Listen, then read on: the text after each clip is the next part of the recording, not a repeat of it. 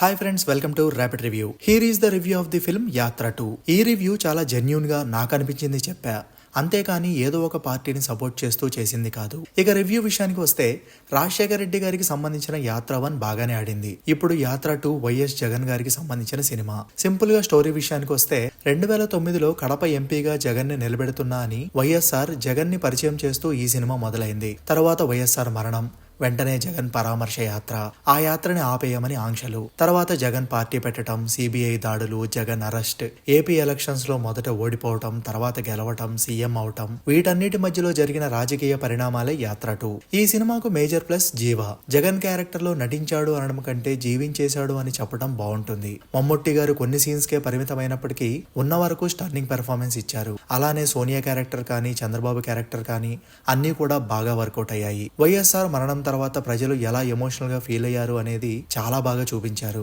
జగన్ వైఎస్ఆర్ మధ్య emotional scenes అయితే top notch అని చెప్పొచ్చు. అన్ని చోట్ల బీజిఎం బాగుంది అని చెప్పలేం, కానీ కొన్ని చోట్ల సీన్స్ ని బాగా ఎలివేట్ చేసింది. డైలాగ్స్ బాగున్నాయి, స్టోరీ బాగుంది, ఎక్కడ కన్ఫ్యూజన్ లేదు. స్టోరీ చాలా బాగుంది, కానీ చాలా చోట్ల ప్రొసీడింగ్స్ స్లో అయ్యాయి. స్క్రీన్ ప్లే మెయిన్ డ్రాబ్యాక్ అని చెప్పొచ్చు. బోర్ కొట్టించే కొన్ని సీక్వెన్స్ లు ఫస్ట్ హాఫ్ లో ఉన్నాయి, సెకండ్ హాఫ్ లో ఉన్నాయి. జగన్ కి అపోజిషన్ పార్టీకి మధ్య వచ్చే సీన్స్ చాలా రొటీన్ గా అనిపించాయి. క్లైమాక్స్ కూడా అందరూ ఊహించిందే. బోర్ కొట్టే సీన్స్ వలన సినిమా కూడా బాగా లెంత్ అయినట్లుగా అనిపించింది. సో ఓవరాల్ గా ఏం చెప్పొచ్చు అంటే వైఎస్ఆర్ జగన్ అభిమానులకు ఈ సినిమా సూపర్ అనిపిస్తుంది. నార్మల్ సినీ ఆడియన్స్ కి ఇది ఓకే మూవీ.